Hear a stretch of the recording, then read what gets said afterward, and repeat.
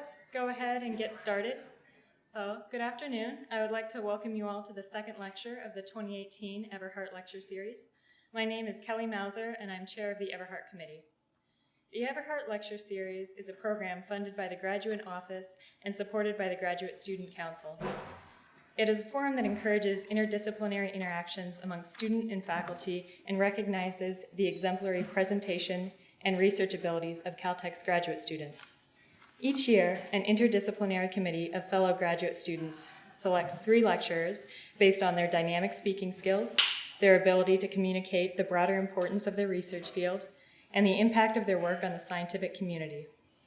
As you all know, Caltech has an abundance of outstanding graduate students with all of these qualities, and choosing just 3 from this year's candidates was not easy. Today's speaker from this truly exceptional group is Mahsa Kamali from the Department of Electrical Engineering. At this point, I would like to ask Professor Andre Ferron to come up and introduce Mahsa.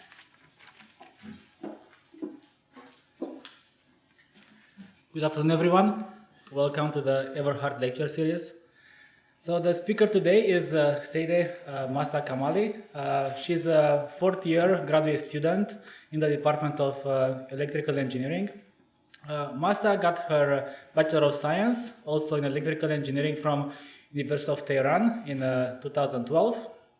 And she came to Caltech, and since then she's been working on this fascinating field of developing flat and ultra-thin optical devices with a technology which we call dielectric metasurfaces. During her graduate student years here at Caltech, she was part of the Department of Energy Frontier Research Center for Light Matter Interaction. She has been an amazing student, very productive. She has published numerous publications, and for one of them she was selected for the second prize for the IEEE Photonics Conference. So today, Mahsa will talk about her work on dielectric metasurfaces. And Mahsa, please, let's give her a welcome.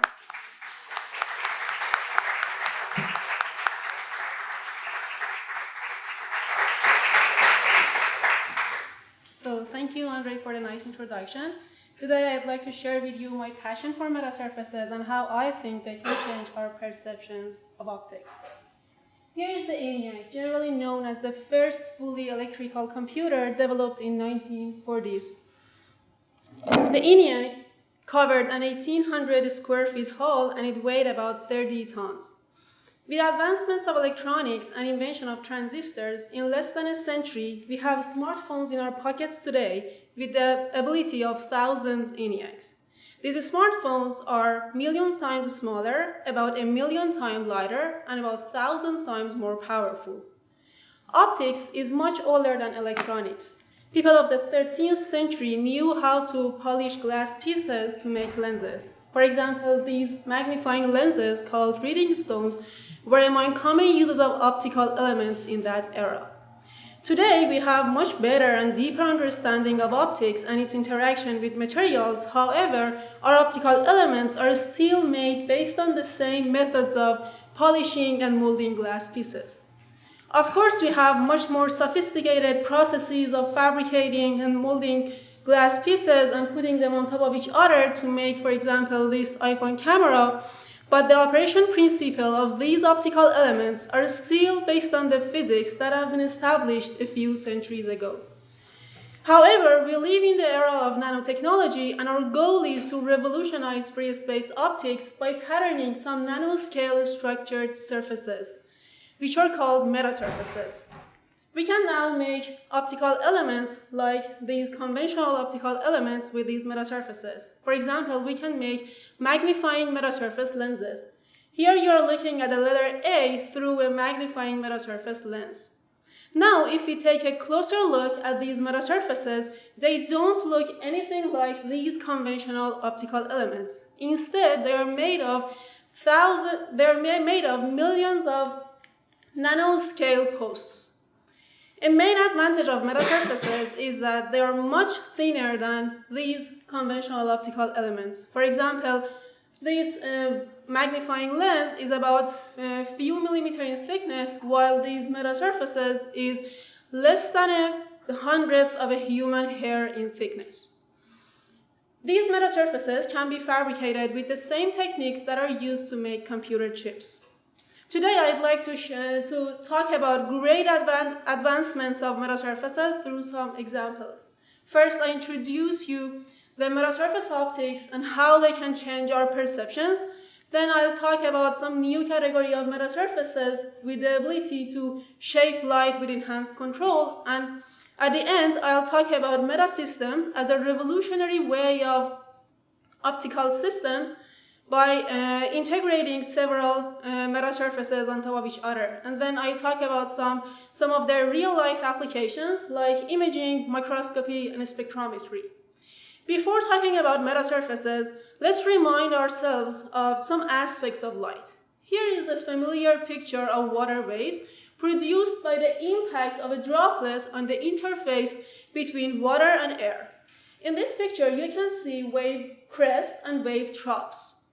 Light, like water waves, are waves, but their energy is stored in electric and magnetic fields, and hence it is called an electromagnetic wave.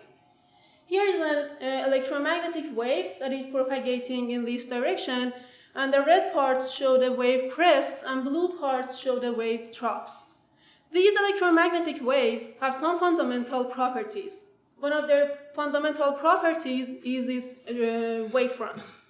The wavefront is a surface over which the wave has an equal phase.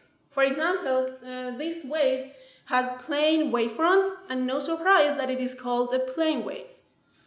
Another property of light is its wavelength, which is defined as the distance between the two consecutive wave troughs or wave crests.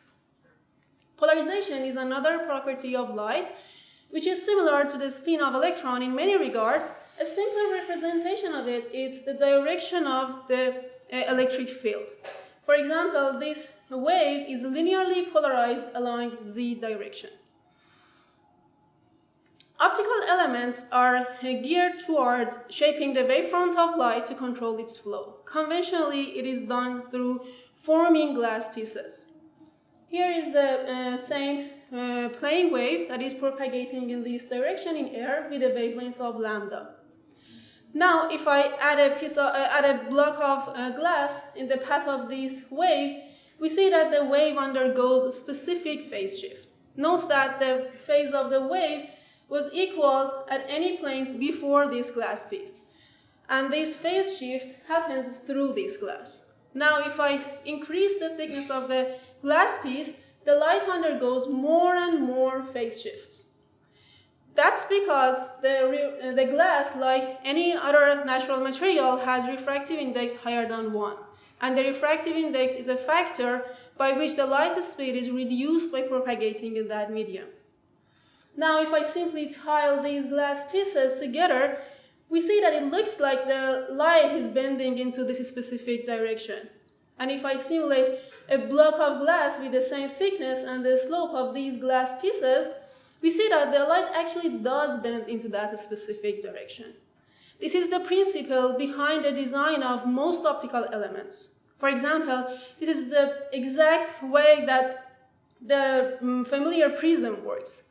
A familiar prism can bend light into a specific direction, which is defined by its slope and the refractive index of the glass. This is exactly how the familiar glass lenses work.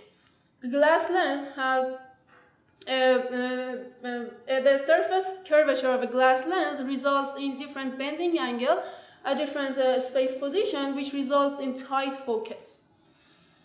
In general, any arbitrarily shaped object follows the same property. Basically, the optical functionality of any device is linked to its physical form. These arbitrarily shaped objects, for example, refract light rays into different directions, which is defined by its surface geometry. In general, we can use this relation between the optical functionality and the form of objects, for example, in order to make devices with precise functionalities. For example, we can make holograms. We can by precisely shaping this glass piece, we can make it project one specific image. Metasurfaces provide a different route for controlling light. Let's first see this through a simple example of a lens. Here is a conventional glass lens, and you see how it changes the wavefront from plane wave to spherical ones to make a tight focus. Here, for simplicity, I'm just showing the wavefronts rather than the intensity of the wave. Metasurfaces can do exact same thing abruptly through a thin layer of nanoposts.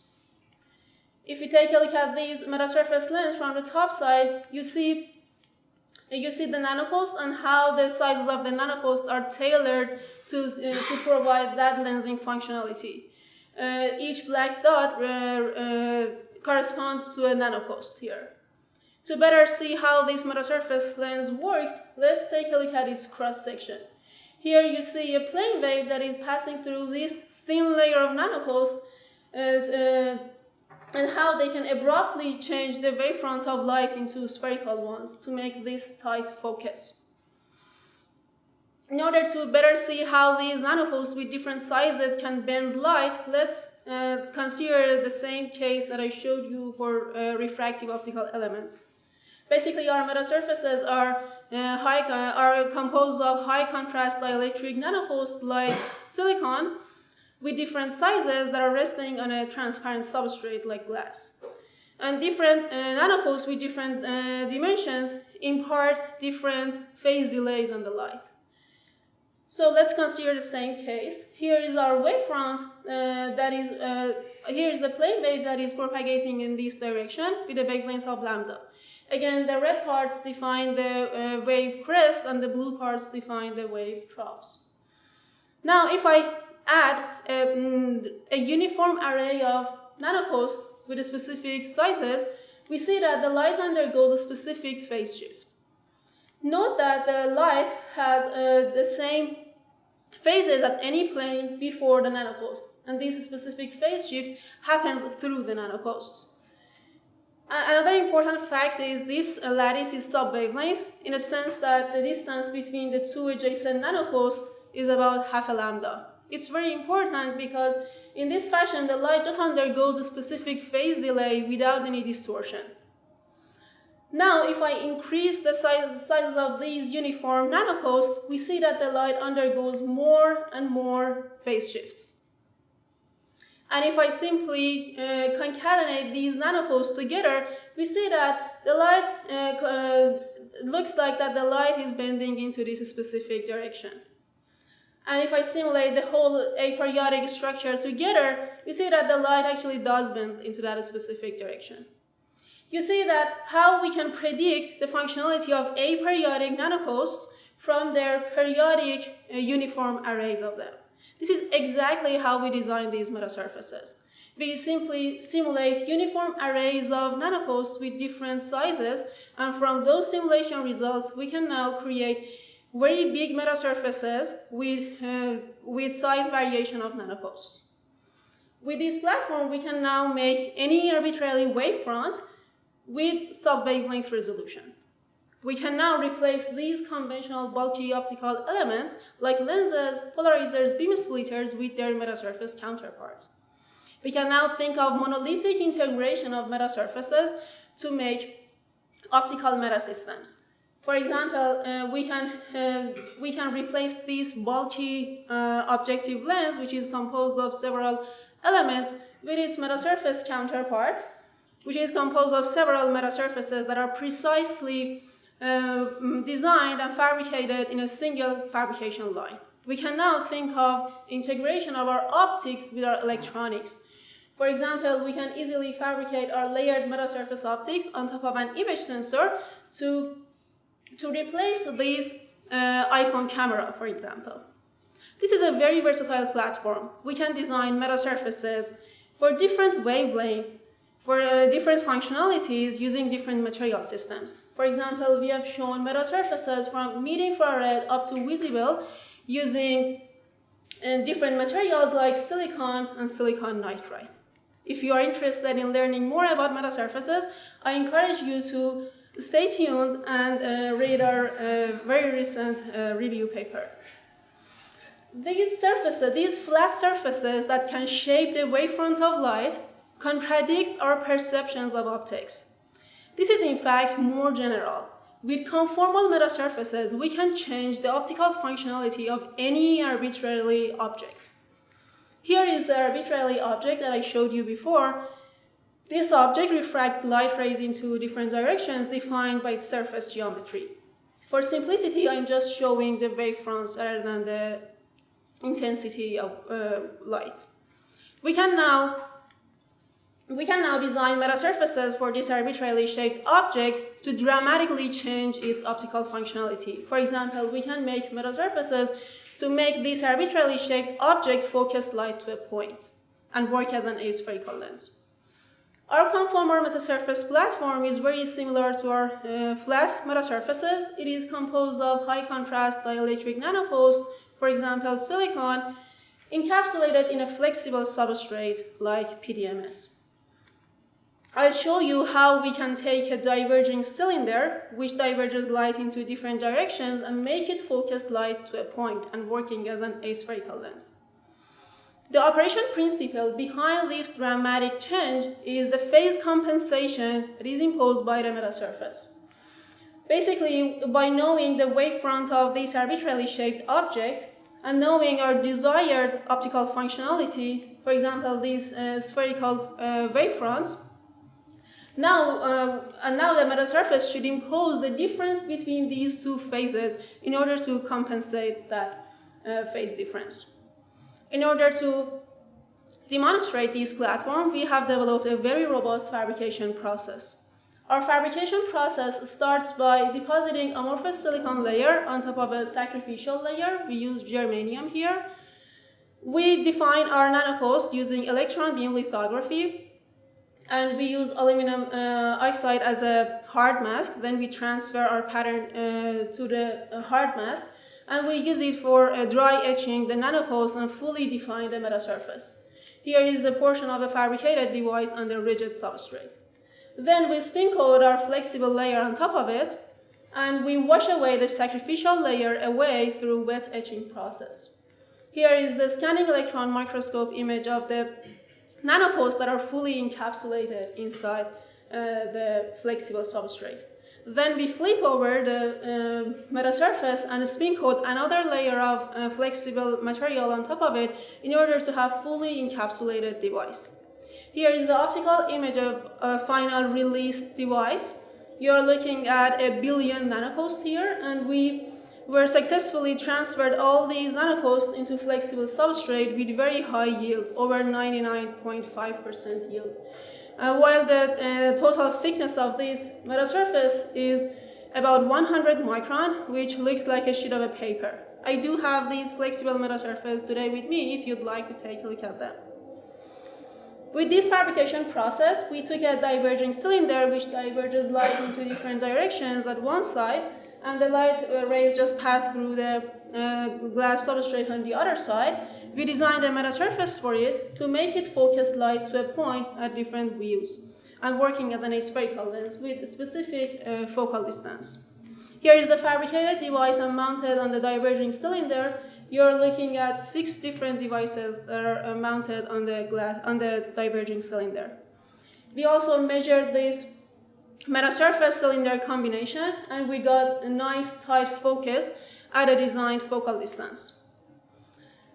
Another application of these elastic metasurfaces is in tunable flexible metasurfaces. This is a familiar picture of our varifocal lenses that we do have in our cameras. In order to change the focal distance in these bulky varifocal lenses, the distance between multiple bulky elements are changed in order to tune the focal distance. However, this platform is bulky, it's heavy, and it needs axial movement. With elastic metasurfaces, by simply stretching their substrate, we can vastly change the focal distance. This platform is very thin, on the order of 100 micron, and it has low weight. A centimeter in diameter lens just weighs about 10 milligrams, and there is no need for axial movement in this fashion. Here is the face front of an spherical lens. Now, if we simply stretch its substrate, the distance between the nanoposts just increases and results in this new phase profile, which corresponds to large focal distance tuning. For example, if we stretch the substrate by the stretch ratio of 1 plus epsilon, the focal distance increases proportional to a stretch ratio squared. We have made and tested these varifocal lenses. Here is the device under the test. So our lenses have focal distance of 600 micron in released state. And you see how we can tune the focal distance by easily stretching the substrate of this lens from 600 micron to more than 1300 micron, which corresponds to over 130% focal distance tuning. This happens at the same time that we get nice tight focuses at the focal plane for all the strain values. So for a moment, let's go back to the picture I showed you about the degrees of freedom of light, like polarization, angle of incidence, and wavelength. Because of the nanostructured nature of metasurfaces, we can make them to provide functionalities that depend on these degrees of freedom of light. For example, we can make metasurfaces that can shape light with enhanced control with no conventional counterparts. Let's first consider the case of polarization. Bi-Refringent materials are the materials that behave differently for two different orthogonal polarizations. A well-known example of it is the calcite crystal. The calcite crystal can create doubly refracted images that you can change the relative distance of those two images by just rotating the calcite crystal. Here you are looking at a printed Caltech name through my calcite crystal, and you see how we can change the position of these two images by just rotating the crystal. I do have my calcite crystal today with me if you'd like to do the same experiment by yourself. But these materials, the degree of birefringence of these materials is very small. It's set by the material, and we cannot control it at will. Metasurfaces provide a different way, a different method of controlling controlling polarization that is defined by the structure rather than by material. For example, by patterning these nanoscale elliptical nanoposts, we can control the strength of birefringence as well as its direction. By easily changing the sizes of these elliptical nanoposts and their rotation, we can set the polarization as well as the wavefront of light in nanoscale. For example, we can make devices that can encode different wavefronts under different orthogonal polarization. For example, we made a metasurface that creates Caltech logo under horizontal polarization and Caltech name under vertical polarization. And you see how the measurement results match well with the simulation results. We can also make some useful devices with conventional counterparts, like polarizing beam splitters. We made metasurfaces that split the horizontal light from the vertical one. You see that how it does it in measurement and how it matches well with the experiment, with the simulation. This device corresponds to the Wollaston prism, the conventional Wollaston prism. We can also make more sophisticated devices. For example, we can make a device that not only split the two polarizations, but also focus them on different positions in space. Here you see that we were able to split the horizontal polarization from vertical one and focus it at different space position. This device corresponds to three conventional optical elements, a Wollaston prism as well as two lenses. I want you to keep in mind this example as I want to show you a real-life application of it in a few minutes. In order to do that, let's consider the case of polarization vision. our eyes have 3 different receptors for red, green, and blue wavelengths. This is how we capture and distinguish various colors. However, we are polarization blind. Well, this is not the case for everyone. Here is the mantis shrimp that has 4 different receptors for capturing and distinguishing different states of polarization. Using metasurfaces, we can make equipment that give us polarization vision.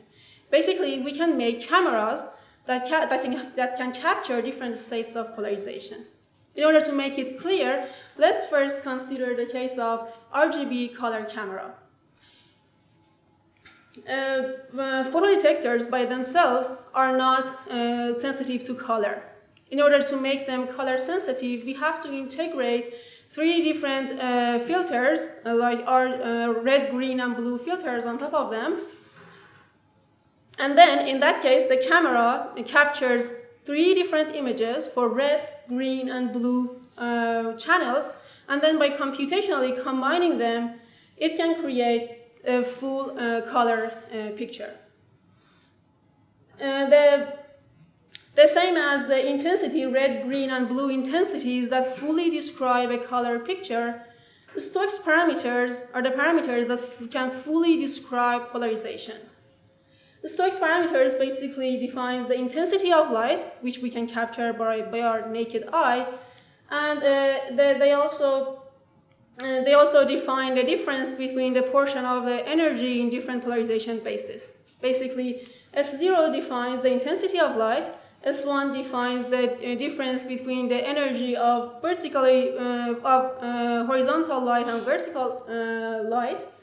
S2 defines the difference between the energy of linearly polarized light along 45 degrees and minus 45 degrees. And S3 defines the difference between the energy of right-hand circularly polarized light and red-hand circularly polarized light. We have created metasurfaces with this superpixel that can split and focuses light based on its degree of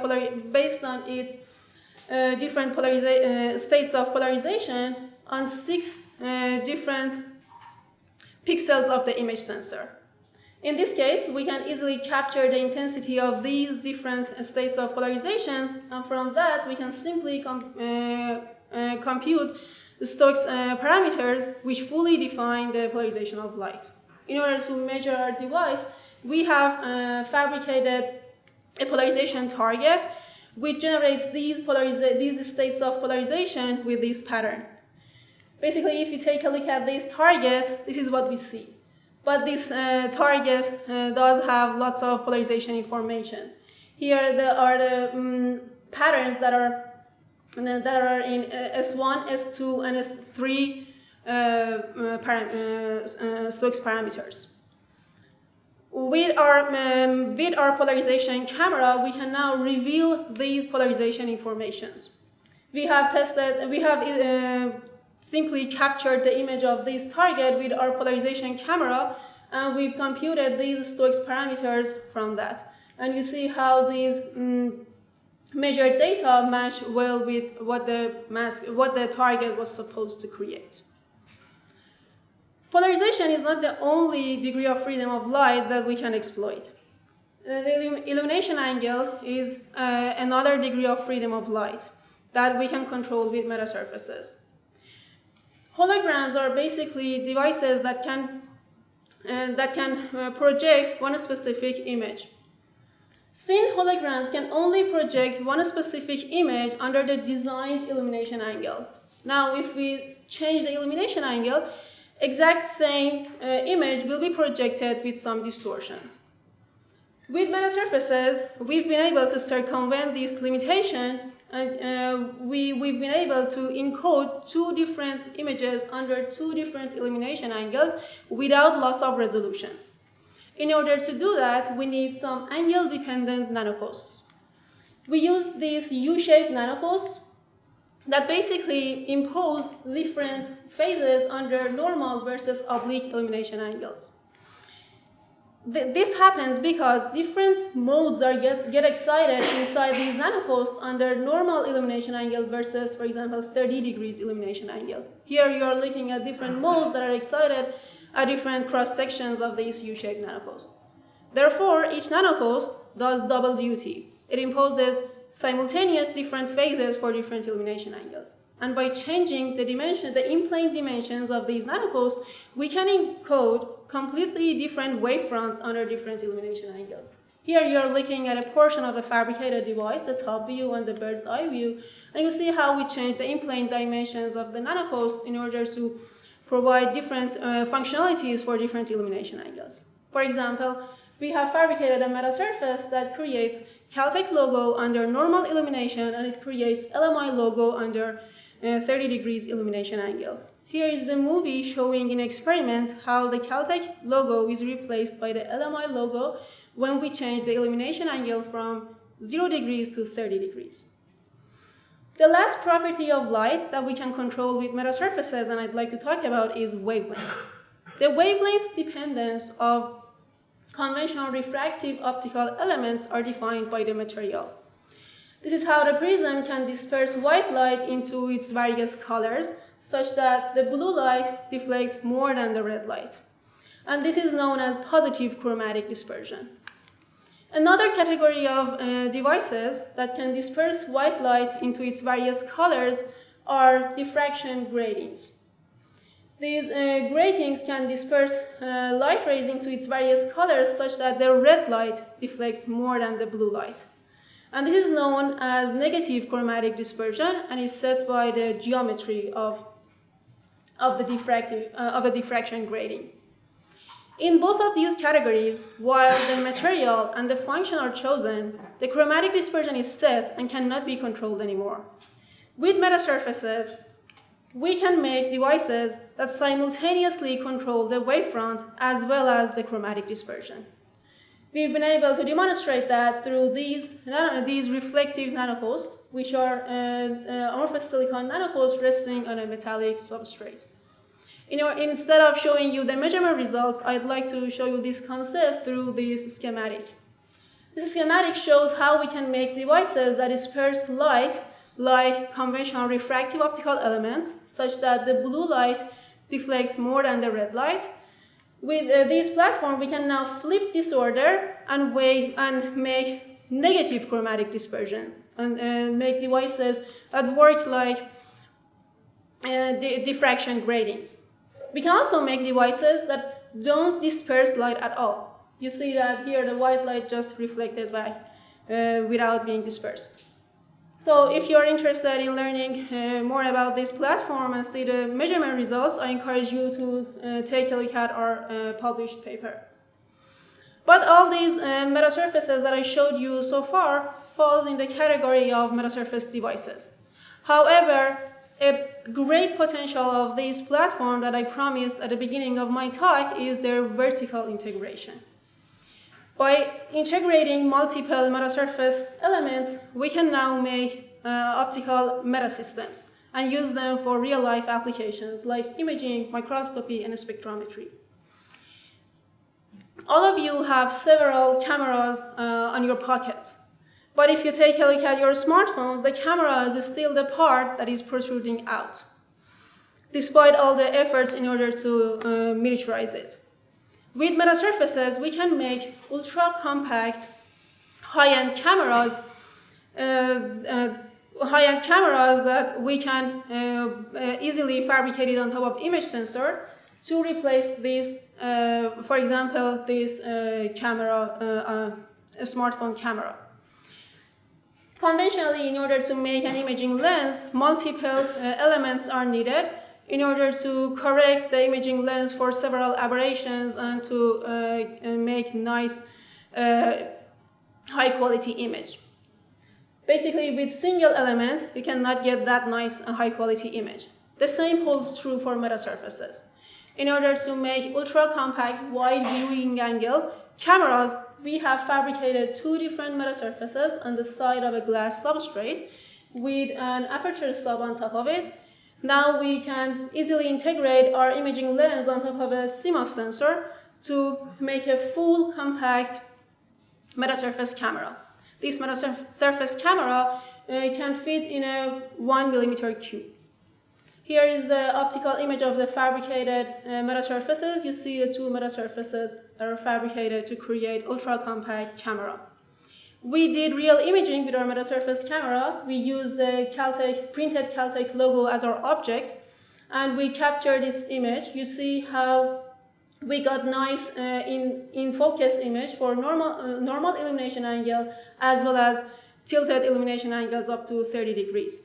If you are wondering why a single element cannot capture such nice image, here is the results for a single metasurface lens.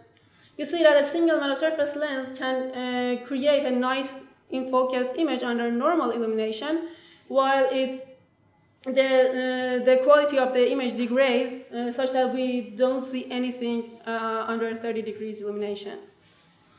We also captured headshots of people in the lab, and you can stop by our lab if you'd like your own professional headshot.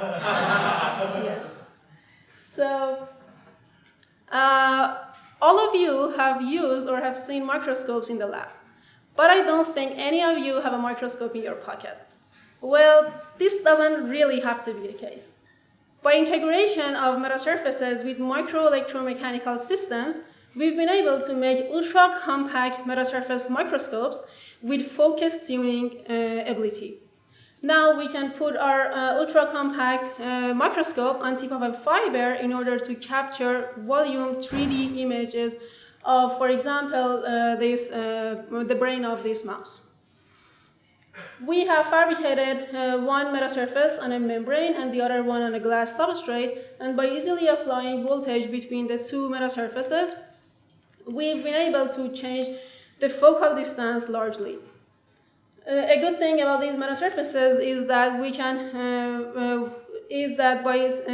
by a small change of the distance between the two metasurfaces, for example, in a few micron, we can vastly tune the focal distance on the order of tens of microns. We have fabricated these focus scanning metasurfaces, and we've tested them. Here you see the measurement results showing how we can bring a fixed object in focus and out of focus by simply applying voltage between these two surfaces and changing the distance between the two metasurfaces. We can now do real microscopy with our metasurface. Here you are looking at the simulation results of two different objects at two different positions, and you see how we can bring both of them in focus by simply changing the distance of these two lenses. And the whole thickness of this microscope is about 1 millimeter. With metasurfaces, we can even make more complicated systems. For example, we can make spectrometers. Spectrometers are very useful devices that are basically disperse light into its various colors and capture the intensity of light as a function of wavelength or frequency. They are basically made of reflection grating or a prism in order to disperse light into its various colors. They also have multiple collimating mirrors in order to keep a tight focus for various wavelengths. Spectrometers are very useful devices. They have applications in various fields from physics to medicine. One of their primary applications is in determining the chemical composition of materials. If now we can vastly shrink the size of these bulky optical spectrometers, we can now integrate them into our smartwatches and use them, for example, for healthcare applications. For example, we can easily measure the blood glucose non-invasively, or we can integrate them into our smartphones in order to and use them for capturing macronutrition information. For example, we can easily scan these strawberries in order to measure their freshness or their sweetness. With metasurfaces, we've been able to vastly shrink these bulky optical spectrometers. Basically, we've used the slab waveguide as our propagating medium, and we fabricated multiple metasurfaces on the sides of a glass substrate in order to resolve different wavelengths. So our spectrometer is composed of a first metasurface, which works as a grating to disperse light rays into its various colors, and it has the two other metasurfaces are responsible for keeping the tight focus for various wavelengths. We have fabricated this spectrometer, and the whole size of this spectrometer is about 7 cubic millimeter. So our spectrometer is readily available to be integrated into our smartwatches. We have also tested our spectrometer in the lab, and we got 80 wavelengths over 100 nanometer bandwidth. So we can resolve these different wavelengths with resolution of 1.25 nanometer. So with that, hopefully now you can share my passion for metasurfaces as well. I showed you that flat metasurfaces and conformal metasurfaces can change our perceptions of optics. We can I also showed you metasurfaces with enhanced control to shape the wavefront of light. I also talked about metasystems as a revolutionary way of making optical systems by integrating multiple metasurfaces and use them for real-life applications. In future, I envision metasurface applications in various fields, from consumer electronics to augmented reality. For example, I expect to see, instead of these single camera or dual camera smartphones, I expect to see smartphones with arrays of cameras and microscopes on them. I also expect metasurfaces to vastly shrink and enhance the functionality of these augmented reality headsets. Metasurfaces also have readily available applications in healthcare and medical diagnosis. They also have applications in beam steering and LiDAR technology, for example, to be used in these self-driving vehicles. They also have applications in large-scale 3D printing. For example, with metasurfaces, we can make low-cost, large-scale fabrics with novel mechanical properties.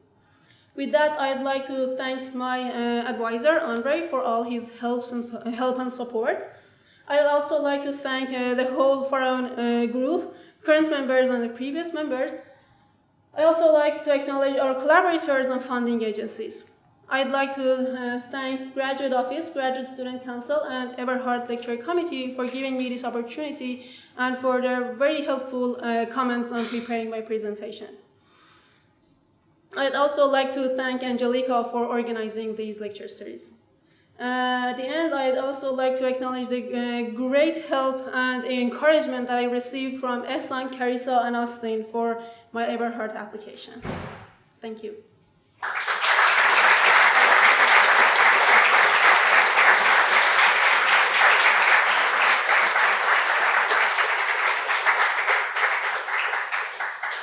Thank you for that great talk. Do we have questions? Yeah. How broadband can you make devices? So that's a very good question. So the main disadvantage of these metasurfaces is that they are narrowband. In the sense that all other diffractive optical elements are narrowband. So the bandwidth depends on the size of the metasurface and the application, but their bandwidths are usually about 10 nanometer, not more than that. So, for example, for imaging applications, we can think of making different lenses for different colors, or using some other techniques to make them broadband. Yeah, that's a very good question. Yeah. You mentioned that you could use the metasurface all the way up to the green wavelength. Do you have trouble making one for blue? For blue, so Because you need RGB for actual lens replacement. yeah, exactly. So you need a material with low absorption loss if you want to make high efficiency metasurface for blue. So currently we don't have that material, so the efficiency for blue wavelengths are a little bit lower, but that's because of the material, not the metasurface system. Yeah.